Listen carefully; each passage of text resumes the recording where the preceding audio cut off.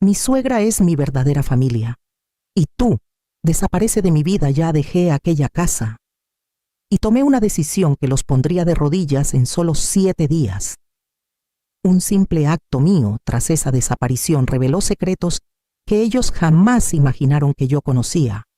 ¿Qué hizo que mi hijo y mi nuera tan arrogantes entraran en pánico buscándome por todas partes? Quédese conmigo y escuche mi historia. Hoy es el 7º cumpleaños de mi nieto Mateo. Hace más de 3 meses que no veo al niño, a pesar de que la distancia entre Madrid y Sevilla se cubre en solo 5 horas de coche. Cada vez que intentaba bajar a visitarlos, mi nuera Elena tenía una excusa elegante: el niño con exámenes, estaban de vacaciones o la casa en obras. Lo entendía. La gente mayor debe ser discreta y no interferir en la vida de sus hijos. Pero un cumpleaños era una excepción. Mi viejo Peugeot 206 se detuvo frente a la casa adosada de color blanco en el barrio de Triana.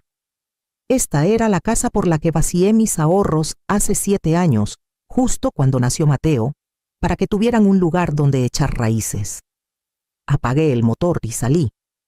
Por costumbre de tantos años me agaché bajo la maceta del olivo ornamental junto al portón para buscar la llave de repuesto. Mis dedos tocaron el frío cemento, vacío. Me quedé petrificada. Durante 7 años, la llave siempre estuvo allí para que pudiera entrar a regar las plantas. Este pequeño cambio me hizo dar un brinco en el corazón. Tuve que tocar el timbre. La puerta de madera de roble se abrió. Elena apareció con un vestido de seda caro, sosteniendo una copa de vino blanco. «¡Oh, madre!», exclamó Elena con un tono agudo de sorpresa. «Pensé que venía en tren. Álvaro me dijo que conduce usted misma. ¡Qué peligro! Estoy bien, gracias», sonreí tratando de ocultar mi decepción. «Feliz cumpleaños a Mateo. ¿Dónde está el niño? ¿Está jugando arriba?», dijo Elena haciéndome pasar mientras sus ojos se posaban rápidamente en mis viejas zapatillas deportivas. Pasé la casa, está un poco desordenada por los preparativos de la fiesta. Dejé la caja del pastel sobre la encimera de mármol de la cocina. «He hecho el flan de caramelo que más le gusta a Mateo», dije con entusiasmo, «con huevos de corral frescos». Elena dejó la copa de vino cruzando los brazos sobre el pecho, su gesto defensivo habitual. «Madre, creía que Álvaro se lo había dicho. Mateo sigue una dieta orgánica ahora y no come azúcar. Su flan tiene demasiado colesterol. Además, por favor, no lo deje aquí. Los invitados podrían pensar que son sobras». Guardé silencio apartando la caja. Saqué mi segundo regalo, una trenca de lana azul marino que tejí durante 3 meses de invierno. «Y esto es un jersey que tejí». Elena lo tomó con 2 dedos arrugando la nariz. «Lana madre.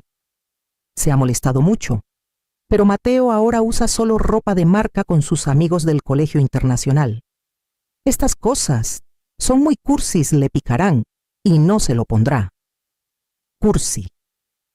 Me quedé clavada en el sitio. El jersey estaba hecho con la mejor lana merino, costando el doble del vestido que ella llevaba. Pero no di explicaciones. Álvaro bajó las escaleras, me vio y solo me dirigió una sonrisa forzada antes de evitar mi mirada, fingiendo estar ocupado con la vinoteca. La fiesta de la noche comenzó. El jardín brillaba con luces y velas. Yo me quedé en el borde de la celebración, perdida entre los invitados elegantes. «Ven aquí con la abuela Consuelo». La voz de doña Consuelo. La madre de Elena resonó. Le regaló a Mateo el último modelo de iPad. El niño gritó de alegría y abrazó a su abuela materna. Elena estaba a su lado, abrazada a su madre con orgullo, sonriendo radiante ante la cámara. Nadie recordó a la otra abuela que se encontraba junto al macizo de flores, acariciando el sobre con 50 euros, una pequeña parte de mi modesta pensión, que ahora se sentía superfluo y patéticamente anticuado. Al terminar la fiesta me puse a recoger en la cocina. Al pasar por el pasillo escuché la voz de Elena hablando con su madre en el salón. «Trae solo basura», refunfuñó Elena. «Me da miedo que se quede a vivir aquí. La casa es pequeña y verla andar por ahí me molesta muchísimo. ¿Ya están los papeles de la casa a vuestro nombre?, preguntó su madre. Contuve la respiración escondida tras la puerta. Con la costumbre de una anciana que duerme poco, me levanté temprano, doblé la ropa de cama cuidadosamente y salí al salón. La escena de la noche anterior seguía intacta: copas de vino a medio terminar, platos de sobras secas, cáscaras de gambas y servilletas esparcidas por el suelo. El olor a vino viejo mezclado con la cera de las velas creaba una atmósfera sofocante. Me remangué y comencé a limpiar. No lo hacía para ganar puntos, lo hacía por instinto. Esta casa, mi propiedad, no merecía ser abandonada a tal desorden. Mientras limpiaba cuidadosamente una mancha de vino tinto de la encimera de mármol, escuché pasos en la escalera. Era Elena. Mi nuera bajó con su pijama de seda, sosteniendo un teléfono con una expresión somnolienta que se endureció al verme. ¿Qué hace, madre? Su voz no era una pregunta, sino una acusación. Estoy limpiando un poco, respondí sin dejar de fregar. Estaban cansados anoche. Si lo dejamos así, vendrán las hormigas. Elena resopló, pasó a mi lado para abrir el frigorífico y tomar su agua detox. Madre, ya se lo dije. Los lunes por la mañana viene un servicio de limpieza. ¿Por qué se molesta? Si rompe un vaso de cristal será un problema. Álvaro lo trajo de Italia. Me detuve mirando el trapo viejo en mi mano. Mi diligencia a los ojos de mi nuera era solo una interferencia torpe y potencialmente peligrosa. Tengo cuidado, dije en voz baja. Déjelo, Elena. Agitó la mano y luego miró el calendario de la pared. Ah, hoy Mateo tiene cita para la vacuna de la gripe. Otros años usted lo llevaba, pero este año no. Levanté la cabeza, una pequeña esperanza encendida. Era una pequeña tradición entre abuela y nieto. En años anteriores, cuando la pareja estaba ocupada con su carrera, yo misma llevaba a Mateo a cada vacuna, consolándolo con piruletas sin azúcar. «Puedo llevarlo», dije apresuradamente con un poco más de entusiasmo. La clínica está justo en la esquina de Triana.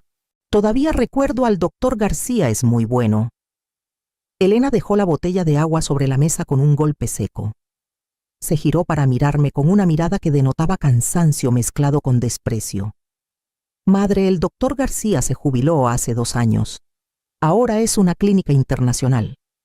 Hay que pedir cita por app y hacer check-in con un código QR. Usted no sabe usar esas cosas. ¿Cómo va a llevarlo? La gente se reirá. Puedo aprender, no hace falta. Elena me cortó su voz gélida. Detuvo mis palabras en la garganta. Mi madre, la abuela de Mateo, vendrá a llevarlo. Ella es moderna, conoce al director de la clínica. Lo hará todo más rápido que usted. Me quedé paralizada junto al fregadero. Mi madre lo hace mejor. Esa frase fue como una bofetada indirecta. Resulta que mi presencia no solo era superflua, sino también considerada obsoleta e inferior a mi consuegra.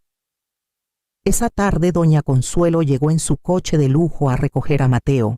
El niño se subió alegremente, me saludó por compromiso con la mano y se pegó al iPad que le habían regalado el día anterior. Me quedé mirando hasta que el coche desapareció tras la esquina. Todo el día fui una sombra en la casa. Cociné la cena, un potaje de garbanzos con chorizo tradicional, pero con menos sal para complacerlos. Cuando Álvaro volvió del trabajo, el ambiente en la casa se hizo tenso.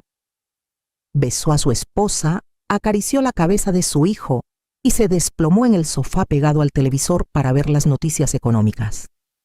No me preguntó cómo estaba. La cena transcurrió con el cliquetear de los cubiertos. Elena comía mientras miraba su teléfono. De repente, puso una videollamada con una amiga en altavoz a propósito, con el volumen al máximo. «Sí, estoy harta», dijo Elena en voz alta mirando de reojo hacia mí que estaba sentada enfrente.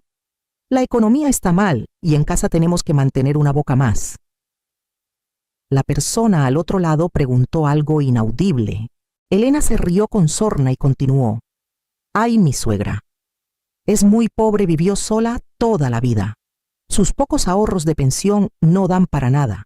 No tiene nada, ni casa ni tierras.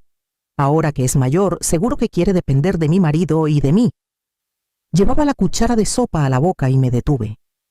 Mi mano temblaba incontrolablemente. Pobre, no tengo nada. Miré a Álvaro. Mi hijo estaba sentado allí, a menos de 1 metro de su esposa. Lo escuchó todo. Él sabía perfectamente quién pagó la casa, quién le dio el capital para abrir su empresa y quién era la dueña de las propiedades en Madrid y Ávila. Pero Álvaro no levantó la cabeza. La mantuvo hundida en su plato de sopa, sorbiendo ruidosamente en medio del silencio sepulcral. Eligió hacerse el sordo para no tener que defender a su madre. Temía más disgustar a su esposa que herir mis sentimientos. Mi corazón se sintió como si alguien lo estuviera lijando ardía. Dejé suavemente la cuchara en el plato. El leve clic sonó para mí como un trueno. La sopa está un poco salada hoy, dijo Álvaro de repente, pero solo para quejarse de la comida, eludiendo el problema. Elena apagó el teléfono, se giró hacia su marido con voz agresiva. Si está salada, hazla tú. Ya es suerte que alguien te cocine. Y el dinero de la compra lo pongo yo. Ella mentía. Yo le había metido a escondidas 500 euros en la cartera a Álvaro este mes para la compra, porque se había quejado de que su empresa pagaba tarde. Me levanté. Tenía un nudo en la garganta que me impedía tragar nada más. Estoy llena, dije en voz baja. Coman tranquilos. Me dirigí a la habitación con la espalda recta, pero el alma hecha pedazos. Al pasar por el salón, vi a Álvaro levantar la vista y mirarme. En ese breve instante, en los ojos de mi hijo, no había remordimiento sino evasión. Esa mirada lo decía todo, me veía como una molestia, una carga que tenía que soportar por moral, no por amor. Cerré la puerta de la habitación. Mi segunda noche en Sevilla transcurrió en humillación. Miré la maleta en la esquina preguntándome por qué no me había ido todavía. Tal vez porque aún esperaba la gota que colmara el vaso. Necesitaba una razón absolutamente justificada para cortar este lazo sin arrepentimientos. Y sabía que mañana esa gota caería. Tras una noche mirando el techo, encontré mi respuesta. No necesitaba esperar a que me dijeran abiertamente que me fuera. La mirada evasiva de Álvaro, el desdén de Elena y la indiferencia de mi propio nieto. Todo era más que suficiente. Me di cuenta de que ya no formaba parte de este hogar. Yo era un estorbo, un objeto viejo y mal colocado en esta casa resplandeciente. Decidí volver a Madrid esta misma mañana. Pero antes de irme quería hacer una última cosa. Un pequeño gesto de afecto como una despedida decente de una madre. El reloj marcó las 7 de la mañana. Me levanté sigilosamente, cogí mi cesta y caminé hasta el mercado de Triana. El mercado matutino era ruidoso y lleno de vida, en marcado contraste con la frialdad de mi corazón. Me detuve en el puesto de frutas que conocía, eligiendo 2 kilos de naranjas de Valencia, las más brillantes y jugosas, las que tanto le gustaban a Mateo para beber. Pensé, voy a exprimir un termo de zumo y dejarlo en la nevera para cuando el niño vuelva del colegio. Será mi regalo de despedida. A las 8 de la mañana regresé con la pesada bolsa de naranjas. Ya tenía un plan. Después de exprimir las naranjas, recogería mis cosas, dejaría una nota breve y me iría antes de que se despertaran por completo. Así sería menos incómodo para todos. Pero no esperaba que el guión de despedida tranquila que había imaginado nunca tendría la oportunidad de realizarse. Al entrar en la cocina encontré a Elena allí, sosteniendo una taza de café con el rostro fruncido por la falta de sueño. Al verme entrar cargada con la bolsa de naranjas, no solo no me ayudó, sino que arrugó la nariz y se tapó. «¿Qué trae ahora, madre?», preguntó Elena con brusquedad. «He comprado algunas naranjas», respondí intentando mantener la calma. «Voy a hacer zumo para Mateo y luego me iré a Madrid esta mañana». «¿Volver a Madrid?». Elena se rió con sorna, con un tono lleno de burla. Pensé que se quedaría aquí. Y mire, acabo de limpiar la cocina y usted trae esas naranjas del mercado. La nevera está llena de productos orgánicos. ¿Dónde voy a guardar estas frutas baratas? Es una molestia de verdad. Las dos palabras molestia de verdad cayeron justo cuando intentaba ser más amable. Un nudo amargo se me formó en la garganta. Había aceptado retirarme. ¿Por qué todavía querían darme una patada final? Dejé la bolsa de naranjas sobre la mesa.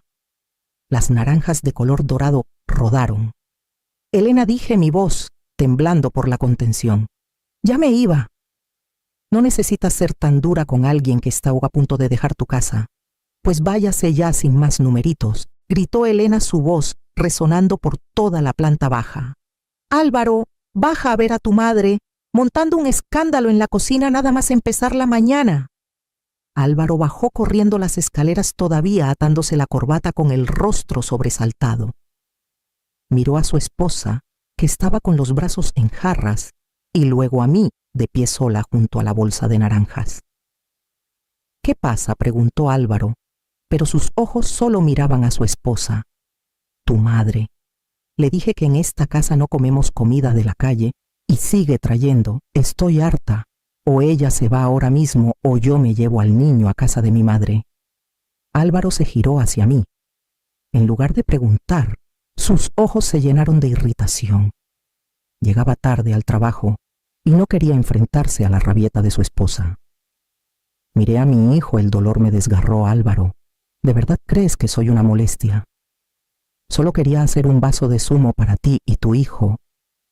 Ya está bien, madre, no diga más, gritó Álvaro, interrumpiéndome. Su rostro enrojeció. La debilidad que había reprimido durante tanto tiempo se transformó de repente en crueldad. Temía perder a su esposa. Temía que su vida de falsa tranquilidad se rompiera. Y entonces, en su frenesí por proteger su hogar, soltó la frase que me destrozó el alma. Señaló la puerta gritando en medio del salón: mi suegra es mi verdadera familia y tú, lo mejor es que desaparezcas. Me quedé helada. La bolsa de naranjas sobre la mesa pareció desdibujarse ante mis ojos. El espacio a mi alrededor quedó en silencio, solo el tump-tump de mi corazón, latiendo dolorosamente como si quisiera estallar. Miré al hijo que parí con tanto esfuerzo, el hijo al que iba a dejar en silencio para que fuera feliz, el hijo que estaba allí jadeando mirándome como a un enemigo. Mi suegra es mi verdadera familia. Elena estaba a su lado con los brazos cruzados, con una media sonrisa de triunfo. No lloré. El dolor era demasiado grande para las lágrimas. Se transformó en un entumecimiento que recorrió mi columna vertebral. Me enderecé respirando profundamente el aire gélido de la traición. Miré fijamente a los ojos de Álvaro. Se sobresaltó evitando mi mirada. De acuerdo, dije. Mi voz era tan tranquila que incluso yo me sorprendí. Lo he entendido. No di explicaciones. No dije que la casa era mía. No dije que ya tenía planeado irme. Me pides que desaparezca. Muy bien. Desapareceré de vuestras vidas. Tomé mi bolso, de mano me di la vuelta y salí directamente por la puerta, dejando la bolsa de naranjas sobre la mesa. Las naranjas doradas, mi último gesto de amor, quedaron allí abandonadas, superfluas y patéticas, al igual que su dueña. Al llegar a mi coche, miré por última vez la Casa Blanca.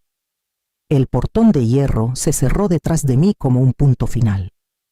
Llevé mi mano al bolsillo izquierdo del pecho, donde estaba la llave de mi caja fuerte del banco.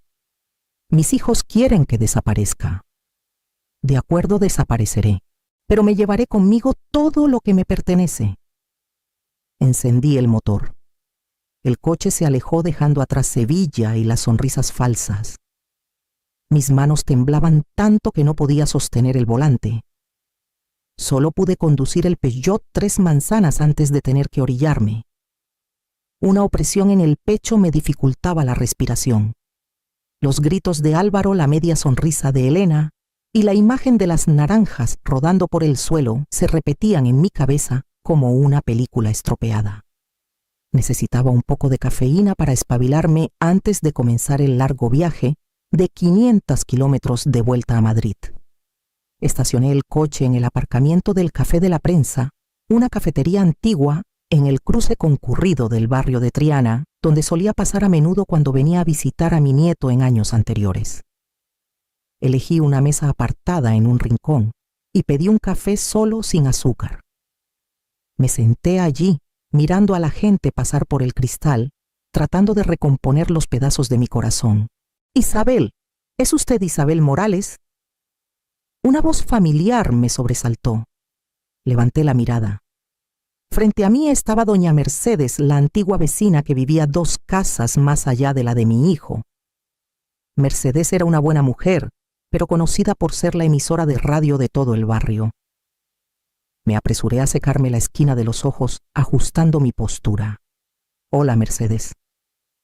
¿Cuánto tiempo sin verla?, sonreí por compromiso. Mercedes acercó una silla y se sentó frente a mí. Su mirada era inquisitiva mezclada con una extraña compasión. Dejó su cesta de la compra sobre la mesa, se inclinó hacia mí y susurró: «Dios mío, pensé que estaba en una residencia de ancianos.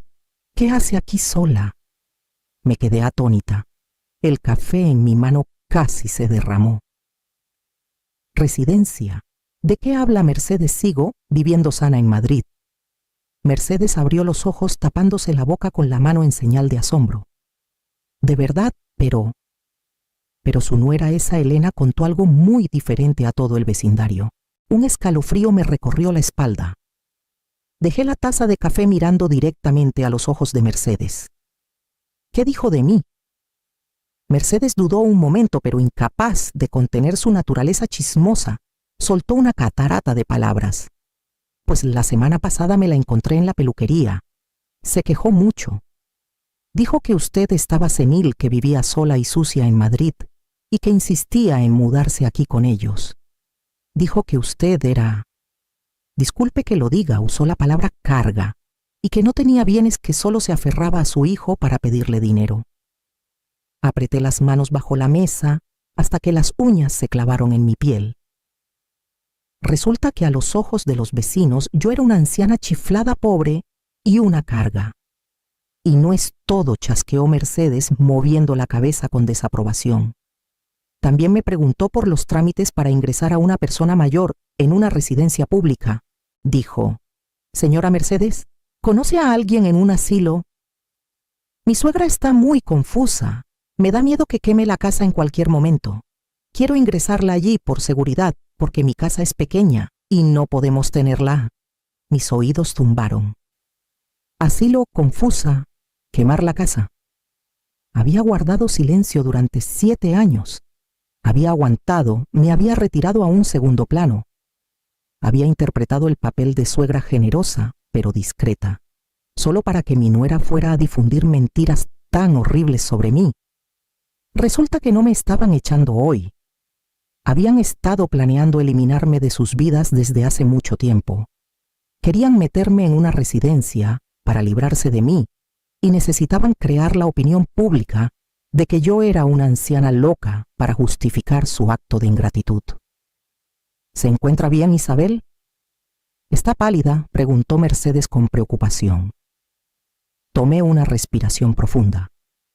El dolor en mí desapareció de repente, dando paso a una ira fría y aterradoramente lúcida. «Estoy bien, Mercedes». Me levanté, saqué un billete de 10 euros de mi cartera y lo dejé sobre la mesa. «Gracias por decirme la verdad. Ah, por favor, dígale una cosa al vecindario de mi parte». «¿Qué cosa?», preguntó Mercedes, perpleja. Me ajusté el cuello de la chaqueta, mirándola con ojos penetrantes. «Dígales que doña Carmen López sigue muy cuerda y que está a punto de darles una lección de modales a algunas personas». Salí de la cafetería, dejando a Mercedes con la boca abierta de asombro. Durante todo el camino de vuelta a Madrid no encendí la radio. Necesitaba un silencio absoluto. Los campos de girasoles pasaban a toda velocidad por la ventanilla. Cada kilómetro que pasaba un poco del afecto que me quedaba se desvanecía. Cuando llegué a mi ático en el barrio de Salamanca, la zona más cara de Madrid, ya estaba anocheciendo. Mi piso, de 200 metros cuadrados, me recibió con un silencio elegante y un aroma a lirios frescos. No había gritos, no había desprecio, solo la libertad que había olvidado que poseía. No descansé. Fui directamente a mi despacho, aparté un cuadro al óleo de la pared, revelando la caja fuerte empotrada. Mi mano se deslizó sobre el teclado numérico. Tic, tic, tic. La pesada puerta de acero se abrió. Dentro no había oro ni joyas. Dentro estaba mi poder. Saqué una gruesa carpeta de tapa azul oscuro. En ella se leía claramente expediente de propiedades, listado de poderes. Revisé cada página. Certificado de propiedad de la casa adosada en Triana, Sevilla. Certificado de uso de la tierra de la finca en Ávila. Contrato de préstamo de vivienda a título gratuito con cláusula de revocación en caso de violación de la ética. Todo a nombre de Carmen López. Saqué mi pluma Montblanc del bolsillo.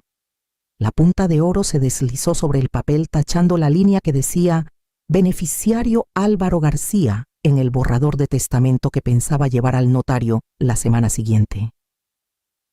Álvaro, mi querido hijo, ¿temes que sea una molestia en tu vida? ¿Temes que sea una carga? ¿Quieres que desaparezca? Muy bien. Tomé el teléfono y marqué el número de mi abogado particular, el señor Ramos.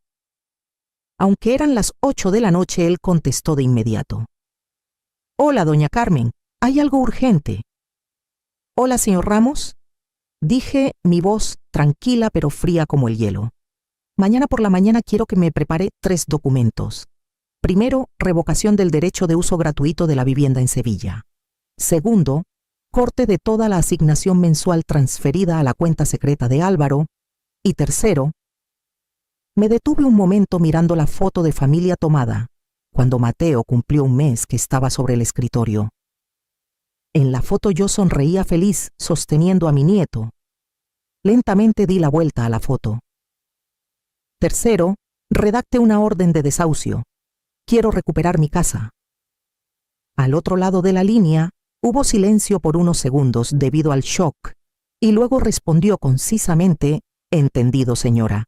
Lo haré de inmediato. Colgué el teléfono.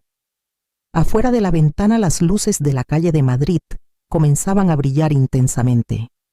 Esta noche dormiré muy bien, porque a partir de mañana ya no seré la suegra sumisa.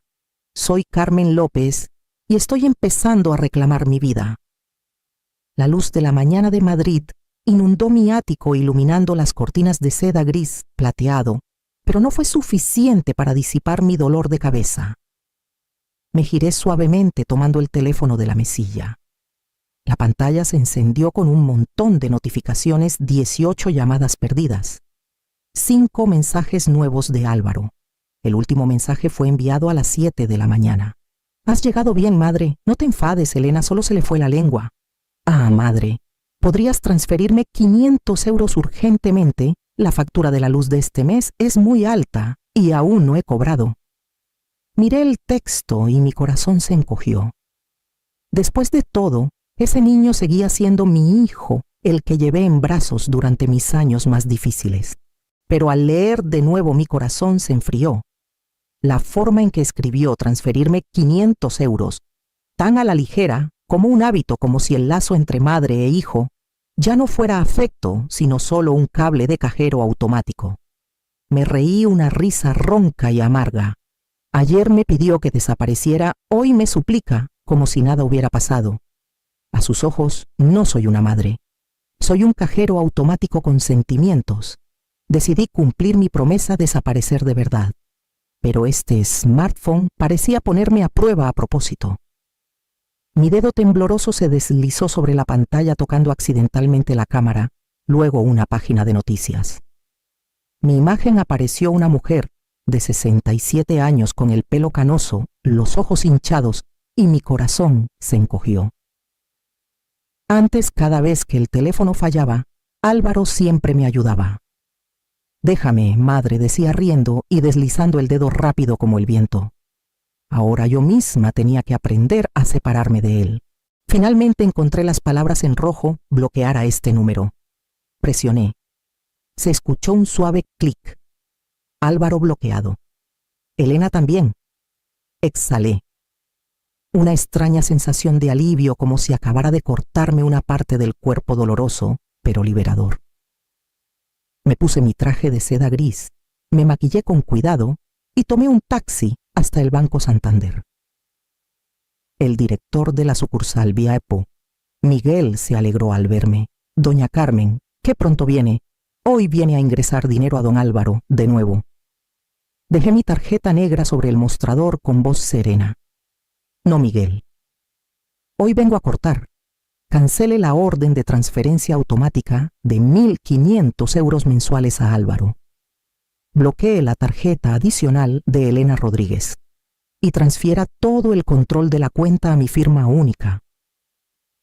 Miguel se quedó pasmado. ¿Está? ¿Segura, señora don Álvaro? Solo estoy haciendo lo que él deseaba, le interrumpí sonriendo levemente.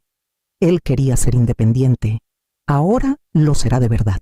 Dejé el banco y fui directamente a la oficina del señor Ramos, mi abogado. Me recibió con una expresión inusualmente seria. Sobre la mesa había una carpeta y un sobre marrón sellado con cuidado. Antes de firmar la orden de desahucio, necesita ver esto, dijo Ramos en voz baja. Esta mañana revisé los archivos de la Casa de Sevilla. Hay una transacción pendiente en el sistema. Abrí el sobre. Dentro había una copia de un contrato de garantía hipotecaria.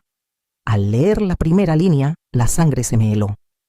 Prestatario Camila Beauty SL, monto 200.000 euros. Propiedad garantizada. Casa número 12. Calle Betis, Sevilla, avalista Carmen López. Al final de la página estaba mi firma, una caligrafía suave y familiar exactamente igual a la mía. Sentí que mis ojos se nublaban. No sabía si por las lágrimas o por la humillación que me inundaba. Ramos, susurré, nunca firmé esto. Estaba en Fátima ese día. No pude estar en Sevilla. Ramos asintió, su rostro mezclaba ira y lástima. Lo sé, es una firma falsa, pero lo que me duele más es el testigo. Señaló las letras pequeñas al final de la página: testigo Álvaro García. Me quedé en shock. El aire en la habitación se hizo denso. El tic-tac del reloj avanzaba lentamente, cada segundo era como un corte. El hijo, en el que confiaba ciegamente, el que me tomó de la mano bajo la lluvia y prometió construir una casa para que no tuvieras que esforzarte más, ahora firmaba como testigo de una falsificación, ayudando a su esposa a hipotecar la casa que yo les había prestado. Si no hubiera venido aquí hoy, en unos meses, cuando Elena quebrara el banco, embargaría la casa, y yo lo perdería todo. Sentí que mi corazón se congelaba, pero en esa quietud, el dolor comenzó a transformarse en algo más, una lucidez cruel. ¿Quiere demandarlos por fraude?, preguntó Ramos en voz baja. Negué con la cabeza. No, una demanda es larga y no necesito demostrar nada a nadie. Solo necesito que la justicia llegue a su lugar. Inhalé profundamente y dije con claridad cada palabra. Envié la orden de desahucio como estaba previsto y adjunte un documento urgente al director del banco que gestiona ese préstamo. ¿Qué documento, señora, firmaré? Una declaración confirmando que la firma es falsa, exigiendo el bloqueo inmediato del préstamo y la ejecución anticipada de la deuda. Cuanto antes, mejor. Ramos asintió. Entiendo. Miré por la ventana. El sol de la tarde de Madrid bañaba los tejados rojos. Una ráfaga de viento pasó trayendo el olor a lavanda del balcón. Sonreí ligeramente, la sonrisa de una madre que fue echada a la calle y que ahora regresaba para tomar el control de su propia balanza. A mi nuera le gusta hacer negocios con dinero robado, dije en voz baja, casi para mí. Muy bien. Veamos cuánto dura su familia feliz, cuando una deuda de 200.000 euros se les caiga encima, sin tener una casa para garantizarla. Afuera Madrid brillaba, y dentro de mí la llama latente de la justicia había comenzado a arder. Al volver a mi ático en Madrid, sentía que las fuerzas me abandonaban. La pesada puerta de madera se cerró, separándome del mundo ruidoso de afuera. Me dejé caer en el sillón de terciopelo, sintiendo el dolor sordo en mi espalda. Los 68 años no me permitían jugar a la guerrera por mucho tiempo. El dolor de cabeza de la mañana aún persistía, y la tristeza aún no sanada me hacía desear cerrar los ojos un momento. Alcancé la botella de aceite esencial en mi bolso, frotándola en mis sienes. La casa estaba demasiado tranquila. La tranquilidad de una persona mayor solitaria, pero hoy también olía a final. Iba a dejar el teléfono para descansar, pero la pantalla se encendió de repente. Una notificación de la aplicación del banco apareció rompiendo el silencio. Transacción denegada. Tarjeta adicional Elena Rodríguez, 420 € en supermercado El Corte Inglés. Entrecerré los ojos ante el número. 420 €. Seguramente fue a comprar alimentos orgánicos y vino para la cena de hoy la fiesta que planeaba para celebrar la inminente liberación del préstamo de 200.000 €. Suspiré dejando el teléfono sobre mi pecho. No necesitaba imaginar lo que estaba sucediendo. Elena nunca lleva efectivo. Depende completamente de esa tarjeta. A estas alturas debe estar paralizada en la caja, con el rostro rojo revolviendo su bolso, bajo las miradas indiscretas de la gente que hacía cola detrás. La humillación pública esa era el arma más dañina contra su orgullo. Apenas había cerrado los ojos unos minutos cuando el teléfono volvió a vibrar. Esta vez fue una llamada. Era el señor Ramos. Contesté mi voz ronca por el cansancio. Diga, Ramos. Ya está todo listo, Carmen. La voz del anciano abogado sonaba agitada sin la calma de la mañana. Se encuentra bien, acabo de recibir una llamada del director del banco de la sucursal de Sevilla. La situación allí es un caos. Mi corazón se aceleró. A pesar de mi ira, mi instinto maternal me hizo preocuparme. ¿Qué ha pasado su hijo? Álvaro. Acaba de ser expulsado del banco por seguridad. Me levanté de golpe, el dolor de espalda punzante. Porque hizo algo estúpido, no estúpido sino pánico, relató Ramos. Fue a completar el proceso para la liberación del dinero del préstamo de su esposa.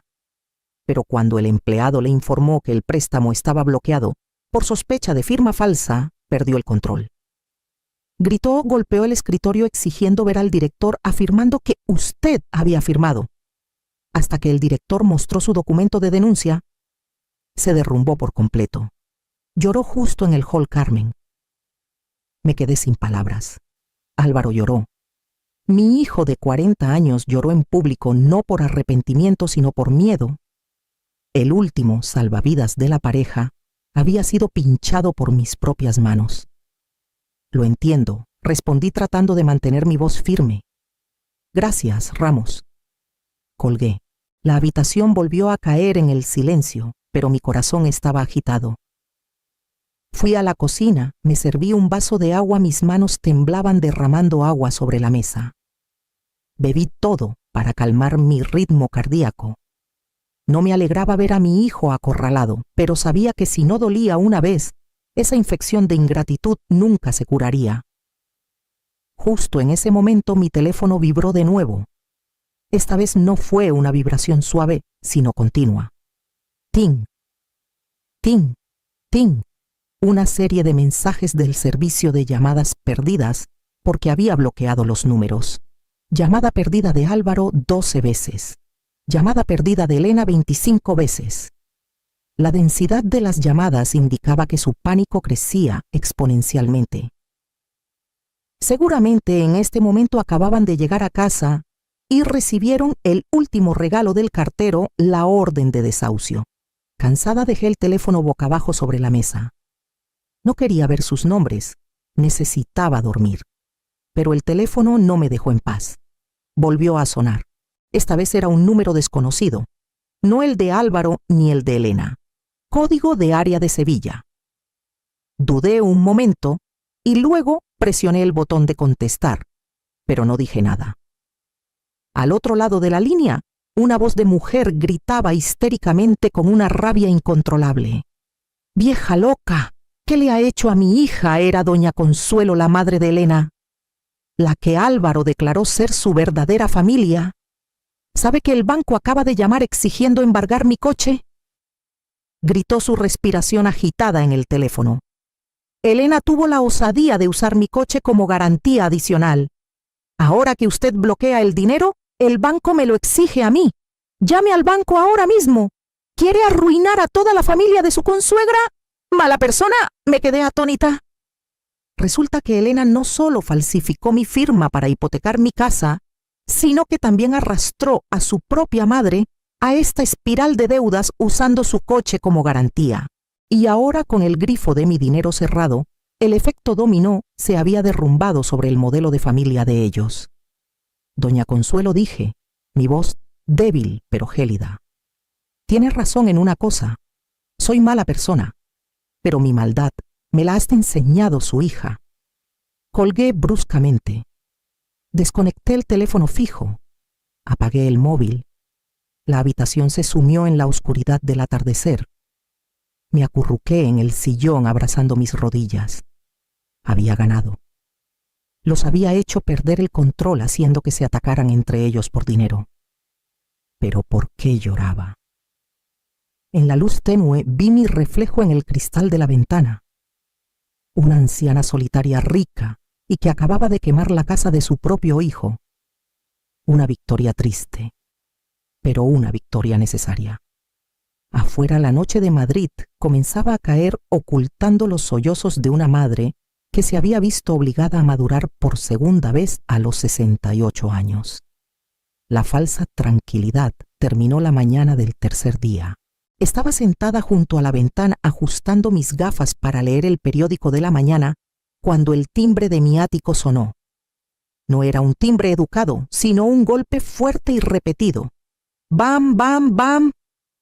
Miré la pantalla de la cámara de seguridad. Eran ellos, Álvaro y Elena. Habían conducido toda la noche desde Sevilla hasta Madrid. Pero al contrario de lo que pensaba que vendrían con una actitud de arrepentimiento, estaban frente a mi puerta con los rostros rojos de ira.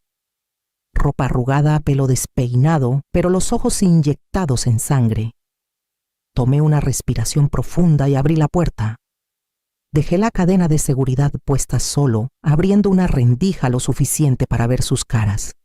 «Por fin abre, vieja», gritó Elena de inmediato sin siquiera saludar. «¿Está loca? ¿Sabe la humillación que me hizo pasar ayer en el supermercado?».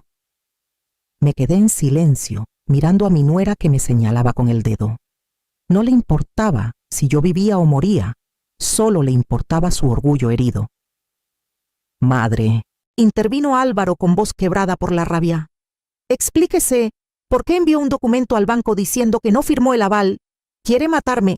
El director del banco amenaza con llamar a la policía para arrestarme. Retire su declaración ahora mismo». Así que eso era.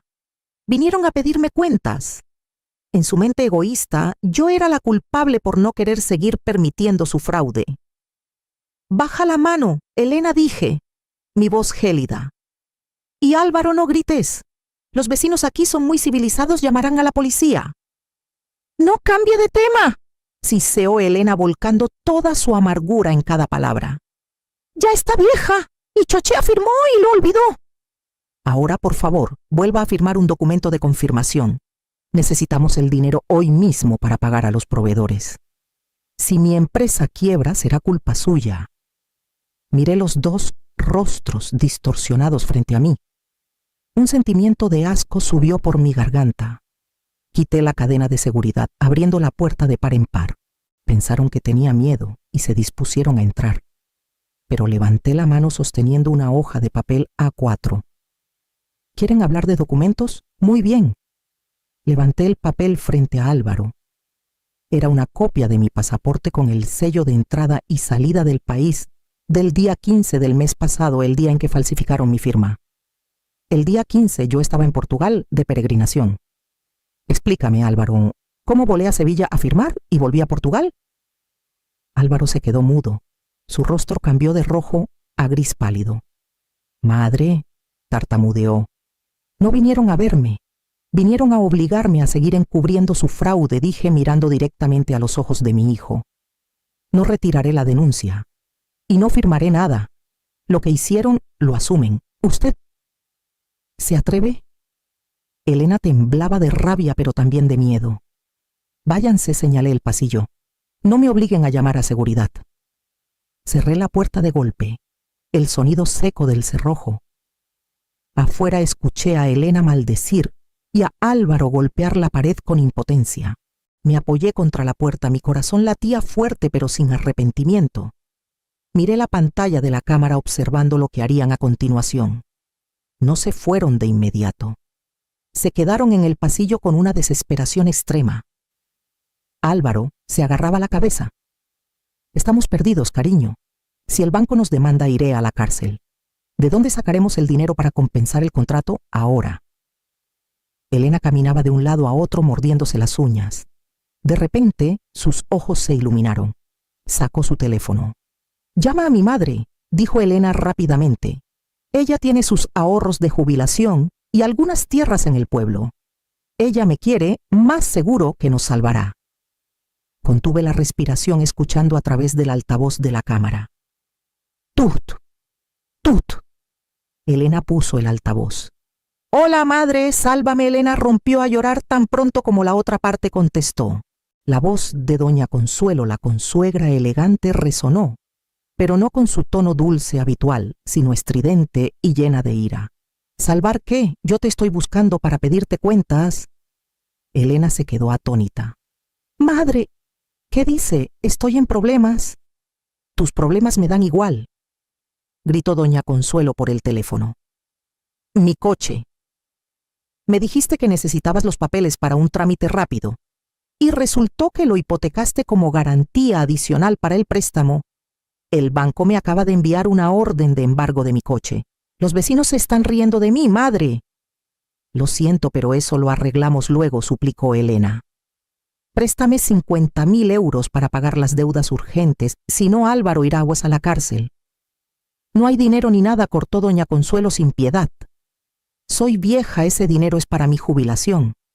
Te dije que te casaras con un hombre rico para yo poder disfrutar, no con un pelagatos que ahora me arrastra al barro». Álvaro estaba al lado escuchando cada palabra. Un pelagatos. Así lo llamaba su verdadera familia. «Madre, soy tu hija», sollozó Elena. «Deja de quejarte», la voz de doña Consuelo era fría. «Me está subiendo la tensión. No vengas a mi casa a causarme más problemas. Arréglatelas tú sola». Clic. El sonido seco de la llamada terminada resonó. El pasillo del edificio cayó en un silencio sepulcral. Elena sostuvo el teléfono paralizada como una estatua de piedra. Acababa de ser rechazada sin piedad por su propia madre, de la que siempre se había jactado, la que dijo que lo hacía mejor que mi suegra en cuanto tocaron sus intereses. ¿Y Álvaro? Se deslizó lentamente hasta el suelo apoyándose en la pared. Su mirada estaba perdida en el vacío. La frase que él mismo pronunció resonó en mis oídos y seguramente en su cabeza. «Mi suegra es mi verdadera familia, y tú, desaparece de mi vida ya». Ahora, en la adversidad, la otra familia lo había echado a la calle para proteger un coche, y la madre a la que echó estaba detrás de esta puerta presenciándolo todo con dolor. Miré a mis dos hijos, uno de sangre, el otro político, sentados en el frío suelo del pasillo, patéticos y solos. Lo habían perdido todo: dinero, casa, y su fe ciega en valores ilusorios. Apagué la pantalla de la cámara. No abrí la puerta. Esta lección aún no había terminado. El rechazo de doña Consuelo era solo la primera bofetada que la vida les daba. Me quedé dentro de la puerta con la mano aún sobre el cerrojo frío. Afuera, en el pasillo, el llanto de Elena había cesado, reemplazado por un silencio pesado. El silencio de aquellos que han tocado fondo y se dan cuenta de que no hay cuerda a la que agarrarse. Miré el reloj. Habían pasado 15 minutos desde que doña Consuelo colgó. Tomé una respiración profunda, secando la lágrima de debilidad que había caído por mi mejilla. Soy una madre, pero hoy tengo que ser la jueza. Giré el cerrojo. ¡Clac! La puerta se abrió. Álvaro y Elena levantaron la vista sobresaltados. Parecían más miserables que nunca. Álvaro sentado en el suelo apoyado en la pared, la corbata desatada, los ojos rojos. Elena con el maquillaje corrido, el rímel manchado en las mejillas, los ojos hinchados por el rechazo de su madre. Al verme, Álvaro intentó levantarse, intentó empezar a rogar, pero levanté la mano indicándole que se detuviera. No digan nada, dije mi voz tranquila pero autoritaria. Y no se queden sentados ensuciando el pasillo de mi casa. Le arrojé a Álvaro un paquete de pañuelos. Límpiate la cara. Arréglate la ropa. Miré el reloj. En 1 hora os espero en la cafetería junto al estanque del Parque del Retiro. No quiero hablar dentro de casa, hay demasiada tensión. Dicho esto, volví a cerrar la puerta sin darles oportunidad de entrar ni un paso. Eran las 3 de la tarde en punto. Estaba sentada en una mesa al aire libre de la cafetería, con vistas al estanque azul del Retiro y al Palacio de Cristal a lo lejos. El viento otoñal de Madrid era fresco. Las hojas amarillas comenzaban a caer, un paisaje idílico, en contraste con el estado de ánimo de los que estábamos allí. Álvaro y Elena llegaron 10 minutos antes. Tímidamente acercaron las sillas y se sentaron frente a mí. Ya no había aires de superioridad ni arrogancia. Ahora eran solo 2 deudores frente a su mayor acreedor. Pedí una taza de té para mí y nada para ellos. «Madre», empezó Álvaro con voz temblorosa. «Lo siento, sé que fui un miserable. Escuché a mi esposa, fui débil». Elena se sentó a su lado con la cabeza gacha, las manos agarradas entre sí pálidas. Ya no se atrevía a culpar a su marido porque acababa de probar la amargura de ser abandonada por su propia familia. «No se disculpen», dejé la taza de té. «Vuestras disculpas ahora valen muy poco. Solo salen porque tienen miedo de ir a la cárcel y miedo de perder dinero». Saqué 3 sobres gruesos de mi bolso y los puse uno por uno sobre la mesa de cristal. Clac, clac, clac. 3 sonidos secos resonaron en el espacio tranquilo. «Hoy no vine a escuchar explicaciones», dije. «Vine a mostrar la verdad. Las verdades que han ignorado o que os han cegado durante los últimos 7 años». Empujé el primer sobre hacia Álvaro. «Ábrelo». Álvaro abrió el sobre temblando. Dentro estaba el certificado de propiedad de la Casa de Sevilla. «Lee en voz alta el nombre del propietario», ordené. Carmen López leyó Álvaro con voz apenas audible. «Exacto», asentí. «No es Álvaro y su madre a medias. No es la casa del marido. Es mi casa, 100% de mi dinero». Guardé silencio para que tuvieras dignidad ante tu esposa, para que Elena pensara que eras un hombre exitoso.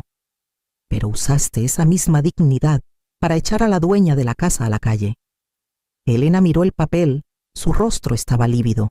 Se dio cuenta de que había vivido en una gran ilusión durante todos estos años. Empujé el segundo sobre hacia Elena. «Tu turno, ábrelo». Elena tomó el sobre como si fuera una bomba. Dentro había un fajo de extractos bancarios. «Es el estado de cuenta de tu marido de los últimos 5 años», dije. «Siempre me has llamado pobre tacaña cursi. Te enorgullecías de que tu marido ganaba dinero, te daba una vida de lujo y el niño iba a un colegio internacional». Elena pasó las páginas. Pago de matrícula, transferencia de Carmen López. Gastos de parto en clínica privada. Transferencia de Carmen López. Compra de coche, transferencia de Carmen López. «Mira bien», señalé el resumen. «El sueldo de tu marido apenas cubría la gasolina y el café de la mañana. Toda esa vida glamurosa que has disfrutado desde el bolso, que llevas hasta el colegio de Mateo, todo era dinero de esta anciana pobre». Elena soltó los papeles. Miró a Álvaro con una conmoción extrema. Su ídolo se había derrumbado. Su orgullo se hizo añicos. Se dio cuenta de que no era una dama de alta sociedad, sino una gran parásita.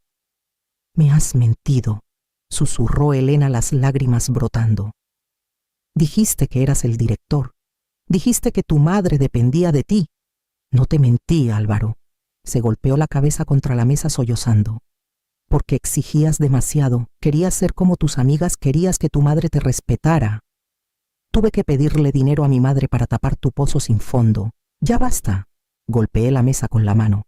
Ambos se callaron. No me importa quién mintió a quién. Solo me importa el resultado de hoy. Puse mi mano sobre el tercer sobre. Este era el más delgado, pero el más pesado. Aquí dentro está la denuncia a la policía económica por falsificación de firma junto con la prueba pericial. Álvaro y Elena contuvieron la respiración. Sus rostros se quedaron sin color.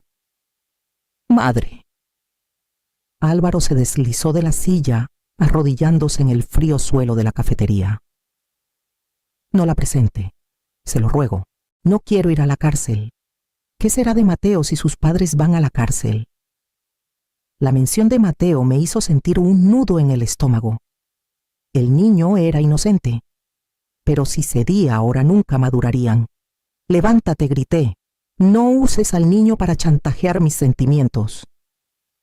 Álvaro se levantó torpemente con la cara llena de lágrimas y mocos. No presentaré esta denuncia de inmediato, dije lentamente. Sus ojos se iluminaron con un rayo de esperanza, pero enfaticé. Tengo una condición, y esta es vuestra única opción. Saqué algo de mi bolsillo. No era dinero ni documentos. Era una llave vieja y oxidada. Puse la llave sobre los 3 sobres. ¿Qué es esto?, preguntó Elena temblando. Es la llave de mi antiguo estudio en el barrio obrero de Vallecas, en el sur de Madrid, la zona más humilde. Es un piso de 30 metros cuadrados, sin lavavajillas, sin aire acondicionado, y los vecinos son obreros. Miré fijamente a los ojos de mis 2 hijos malcriados. Ya vendí la casa de Sevilla. El trámite se completó esta mañana. El dinero de la venta lo usé para pagar por completo la deuda de 200.000 euros al banco para que no tengan que ir a la cárcel. Álvaro se quedó boquiabierto. Madre, vendió la casa, ¿y dónde vamos a vivir? Señalé la llave vieja. Ese es el único lugar que os ofrezco, gratis. Pero solo eso. A partir de mañana mi voz se endureció. Os mudáis allí. Álvaro, buscarás trabajo, el que sea, incluso fregar platos o cargar cajas para mantener a tu esposa e hijo. Y Elena, aprenderás a ir al mercado a cocinar, a lavar a mano y a vivir la vida de una persona normal. Pero 30 metros cuadrados no son suficientes para vivir, exclamó Elena en pánico. Si es suficiente o no depende de vosotros. Me levanté tomando mi bolso. Antes crié a Álvaro en una habitación de solo 15 metros cuadrados y creció para ser un hombre. Solo cuando olvidó sus orígenes se volvió tan cobarde como hoy. Miré a Álvaro por última vez. Me pediste que desapareciera. Ya desaparecí de mi papel de banco. Ahora te devuelvo el derecho a ser el verdadero jefe de tu familia. Demuéstrale a tu esposa que eres un hombre no con mi dinero, sino con tu sudor. Me di la vuelta y me fui. Madre, ¿a dónde va?, me llamó Álvaro con voz llena de miedo. Me detuve, pero no me giré. Voy a buscar la vida de Carmen López. Ah, esa llave. Si os parece cursi y no queréis quedaros, tiradla. La calle es muy grande. Caminé bajo la luz del atardecer de Madrid. El viento levantó mi chaqueta, llevándose consigo una sensación de alivio infinito. Detrás de mí, mis 2 hijos grandes se quedaron mirando la llave oxidada, el último salvavidas y también la primera lección de vida. Dejé el Parque del Retiro cuando los últimos rayos de sol se habían escondido tras los viejos robles. No miré hacia atrás, pero sabía que el peso de 1000 kilos sobre mis hombros se había desvanecido. Les había lanzado el último salvavidas áspero, tosco, pero suficiente para que no se ahogaran en el mar de deudas que ellos mismos habían creado. Al volver a mi ático, lo primero que hice no fue descansar. Llamé a un servicio de limpieza. La antigua habitación de Álvaro, que había conservado intacta durante 10 años como un santuario de recuerdos, fue vaciada. los diplomas amarillentos, los modelos de juguetes, la ropa vieja, todo fue a la caridad. El olor a humedad fue reemplazado por el de pintura nueva. La habitación se convirtió en una sala de lectura con estanterías de pino sencillas, un sillón tapizado en azul y una luz amarilla cálida. Por primera vez en muchos años ya no sentía la sombra de mi pequeño hijo acechando en la casa. Realmente lo había soltado. En el sur de Madrid, en el ruidoso barrio de Vallecas, mis hijos también comenzaron su vida real. El sistema de seguridad me avisó la llave vieja había sido utilizada. Podía imaginar a Elena con sus tacones de marca subiendo 4 tramos de escaleras llenas de chicle, tapándose la nariz por el olor a comida frita. El piso de 30 metros cuadrados, donde el salón era también el dormitorio, seguramente lo recibió con una asfixiante falta de espacio. 3 días después, la noticia del colapso del empresario Álvaro llegó a mí.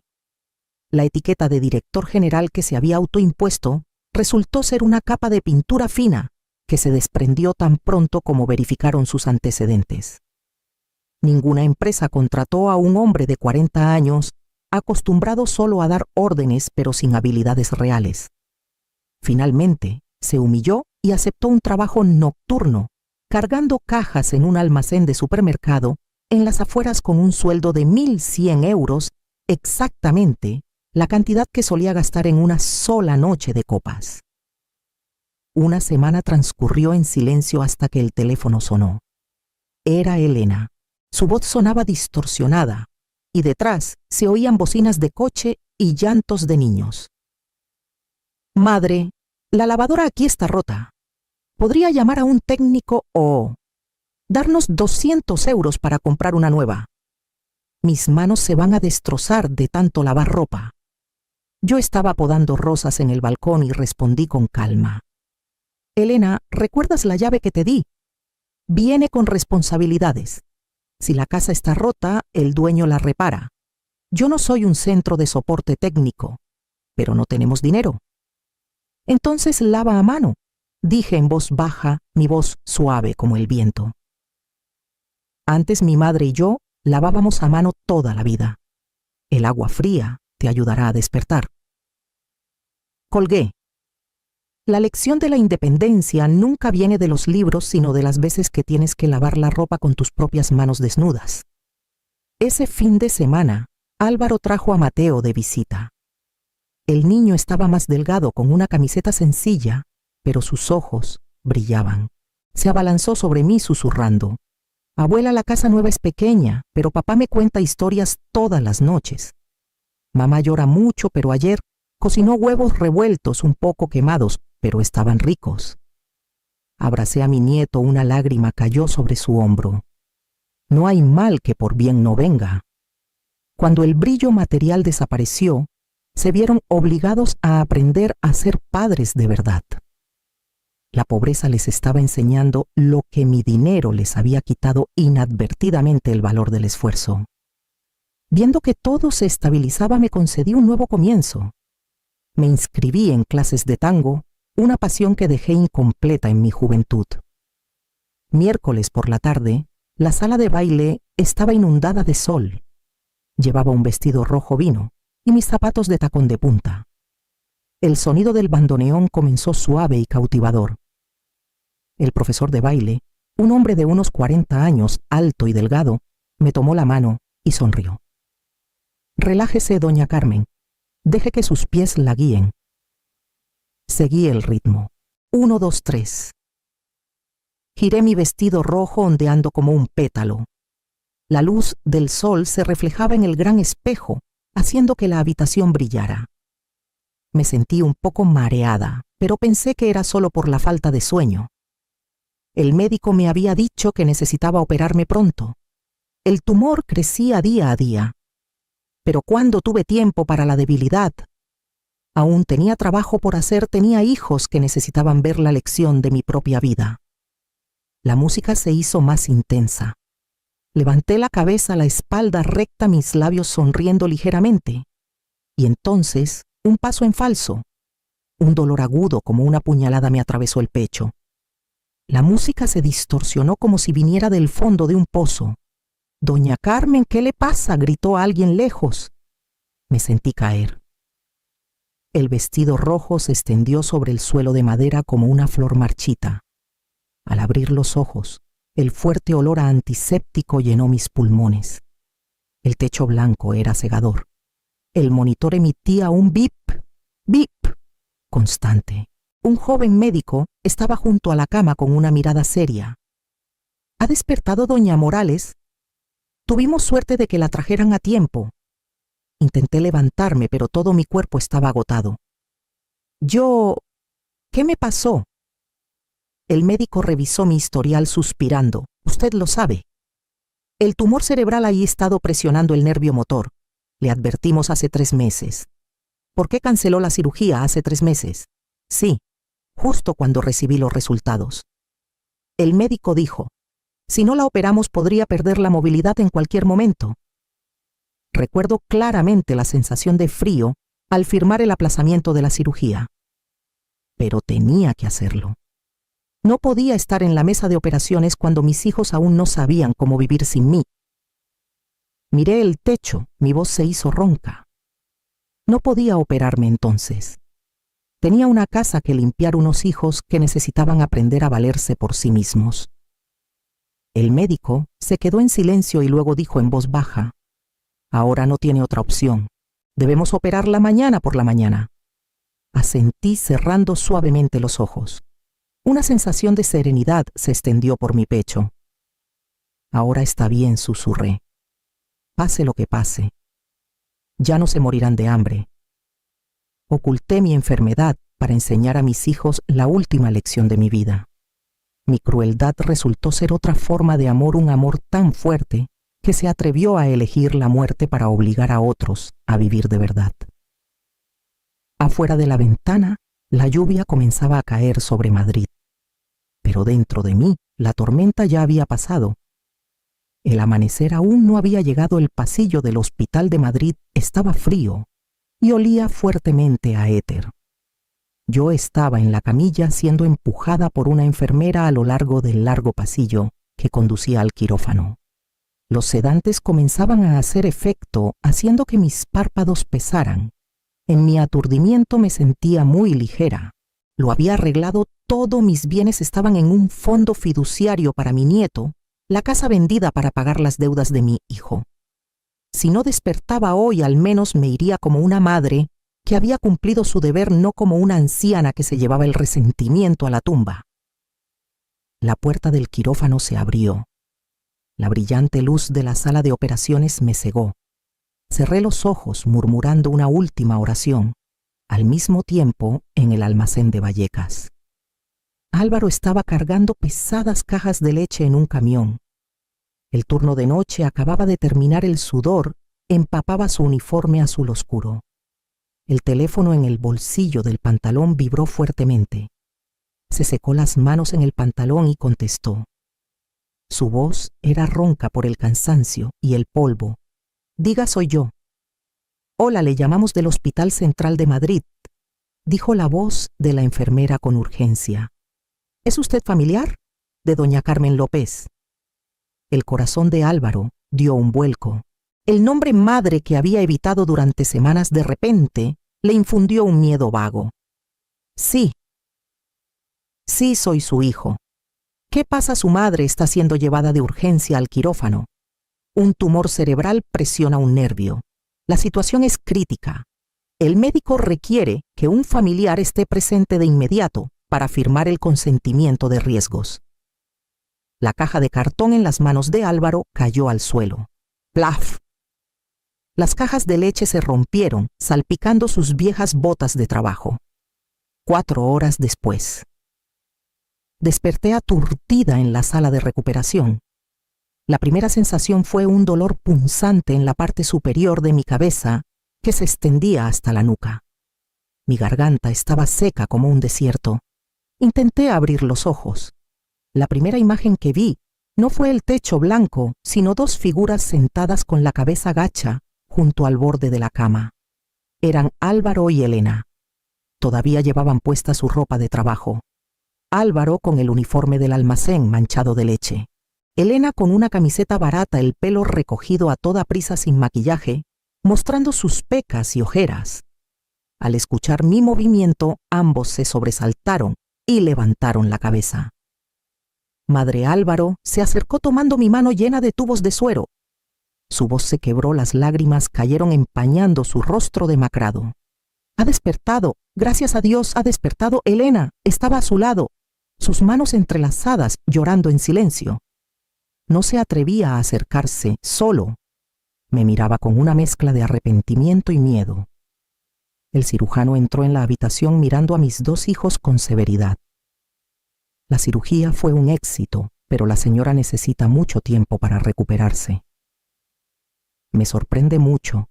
¿Qué clase de hijos son para dejar que su madre soporte un tumor durante 3 meses sin tratamiento? Ella insistió en posponer la cirugía, diciendo que aún no había terminado sus asuntos en casa. Si hubiera llegado una semana más tarde, ni los ángeles la habrían salvado. Álvaro se quedó petrificado.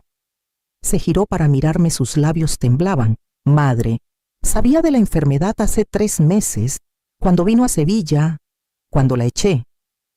Asentí débilmente con una sonrisa tenue. Sí, iba a bajar para daros la noticia y el dinero antes de ingresar, pero estaban muy ocupados. Álvaro se arrodilló en el suelo del hospital.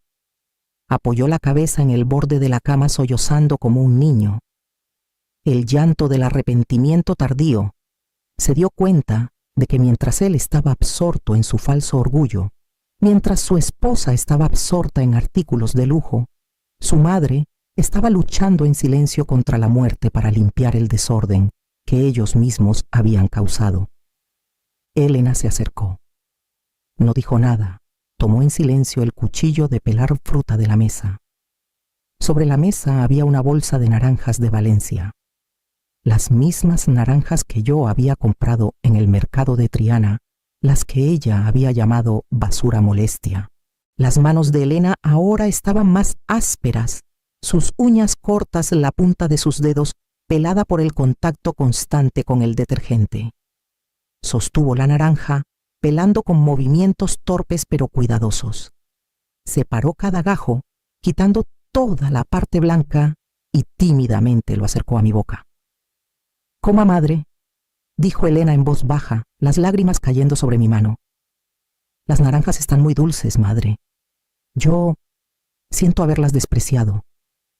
Miré el gajo jugoso y luego a los ojos de mi nuera. La mirada arrogante y aguda de antes había desaparecido, reemplazada por la sumisión de alguien que había probado el sabor amargo de la vida. Abrí la boca aceptando el gajo de naranja. El sabor dulce y refrescante se extendió por mi lengua, quitando el amargo sabor de la anestesia. «Está muy dulce», susurré. «Gracias». Solo esa frase hizo que Elena rompiera a llorar, cayendo sobre mis piernas. Los muros de la arrogancia y los prejuicios se habían derrumbado por completo. No por dinero, sino por la vida y la muerte. 6 meses después. Estaba sentada en un banco largo en el Parque del Retiro, disfrutando del sol de otoño de Madrid. Mi pelo había vuelto a crecer corto pero denso, con canas pero fuerte. A lo lejos vi a Álvaro acercarse. Llevaba a Mateo de la mano. Álvaro ahora había sido ascendido a jefe de almacén gracias a su diligencia y honestidad. Estaba más delgado, más moreno, pero su sonrisa era más radiante y segura que nunca. Ya no era el falso director que vivía del dinero de su madre, sino un hombre trabajador y honesto. Elena no vino. Estaba ocupada en casa recibiendo trabajo a destajo. Ya no soñaba con abrir un spa, sino que aprendía a contentarse con lo que ganaba con sus propias manos. Álvaro se sentó a mi lado, dándome una caja de flan. Lo hizo, Elena madre sonrió. Practicó con su receta hasta que le salió bien. Esta vez le aseguro que no es healthy, tiene todo el azúcar y la leche que le gusta. Abrí la caja. El flan estaba un poco torcido, no tan liso como el mío, pero el olor era idéntico. Madre dudó a Álvaro tomando mi mano. La semana que viene es su cumpleaños. Queremos invitarla a cenar. El piso es pequeño, caluroso, no tiene aire acondicionado, pero es nuestra casa. Se detuvo un momento y luego me miró directamente a los ojos con una súplica sincera. ¿Podría venir a vivir con nosotros? No para que nos mantenga, sino para que yo pueda cuidarla. No quiero que esté sola. Miré a mi hijo. Esta propuesta la había esperado durante toda mi vida como madre. Sonreí dando un suave golpecito en su mano áspera. Iré a la cena de cumpleaños, dije. Tengo muchas ganas de probar la mano de Elena en la cocina. Los ojos de Álvaro se iluminaron. Entonces se mudará, negué, con la cabeza suave pero firmemente. No, hijo mío. La sonrisa de Álvaro se apagó. Estaba decepcionado. Porque aún no me ha perdonado, te perdoné. Te perdoné desde el momento en que lloraste en el hospital, miré el lago brillante. Pero hijo, el amor más hermoso es cuando tenemos distancia. Tenéis vuestro propio hogar, aunque sea pequeño, es vuestro reino. Yo también tengo mi vida. Señalé la pista de baile al aire libre en la esquina del parque, donde la música de tango sonaba suavemente. Me volví a apuntar a clases de baile. Y la semana que viene tengo una cita para viajar a Portugal con mis amigas. Estoy muy ocupada, no tengo tiempo para meterme en vuestras cosas. Álvaro me miró atónito por un momento y luego se echó a reír. La risa de la comprensión y el respeto. Lo entiendo, se inclinó y me besó en la frente. Mi madre es realmente genial. Vete, le di un suave empujón. Vete con tu esposa e hijo. Y recuerda bien, nunca dejes que nadie te eche de tu propia vida. Álvaro asintió llevando a Mateo hacia la puerta del parque. El niño se giró para despedirse de mí con la mano. Adiós, abuela. Recuerda venir a comer flan. Le devolví el saludo. Cuando las espaldas de mi hijo y nieto desaparecieron tras los robles, me levanté ajustando el pañuelo de seda en mi cuello. La música de tango sonó con melodía. Mi suegra es mi verdadera familia. La frase que una vez me destrozó el corazón, ahora se fue volando como una brisa. No necesitaba competir por el puesto de familia con nadie, porque había encontrado el lugar más importante. Soy Carmen. Caminé hacia la pista de baile, mis pies se deslizaron ligeramente. El sol de la tarde de Madrid tiñó mi pelo canoso de oro, y en mis labios floreció una sonrisa orgullosa, la sonrisa de una mujer que había pasado por la tormenta para encontrar la verdadera paz. Al mirar atrás, desde una madre rechazada en Sevilla hasta la mujer que baila bajo el sol de la tarde en Madrid, me doy cuenta de una cosa. A veces soltar es la forma más profunda de amar. Solía pensar que sacrificarlo todo, aguantar en silencio la ingratitud, era proteger a mis hijos. Pero no, la llave vieja y el pequeño piso que le di a Álvaro fueron en realidad el regalo más valioso de su vida. Mi propia crueldad les devolvió la dignidad y la capacidad de capear el temporal, algo que mi dinero les había robado inadvertidamente. Nosotras, las que hemos vivido más de media vida, a menudo tememos convertirnos en una carga, tememos la soledad. Pero amigas mías, nunca olvidéis que antes de ser madres abuelas, somos nosotras mismas.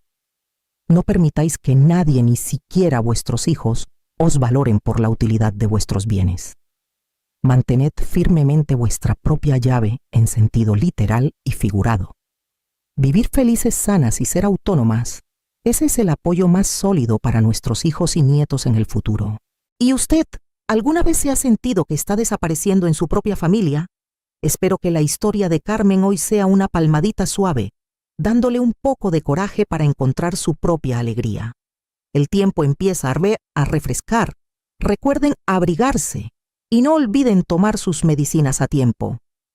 Su salud es el bien más valioso, no la descuiden como yo antes. Gracias por escuchar mis pensamientos. Nos vemos en las próximas historias donde compartiremos sentimientos que nunca es tarde para expresar.